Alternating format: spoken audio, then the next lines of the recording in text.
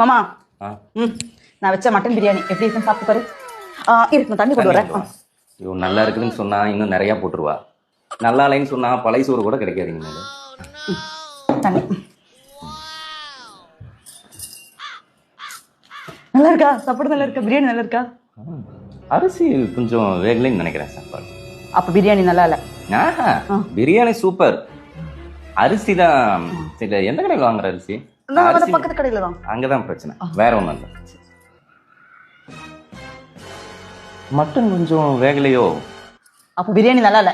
ஆஹா, biryani fantastic. Mutton எங்க இந்த பாய் கடையில் வாங்கியா? ஒரு கடையில வாங்காத வாங்காத, மட்டன் சரியில்லை. மட்டன் மேலதான் தப்பு, பிரியாணி சூப்பர். சாப்பிடு சார். மசாலா கொஞ்சம் கரையிலையோ? பிரியாணி சூப்பரா இருக்கு, பிரியாணி சூப்பர் ஃபேண்டாஸ்டிக். மசாலா மேலதான் தப்பு. சண்டாளி ஓ பாசத்தாலே நானும்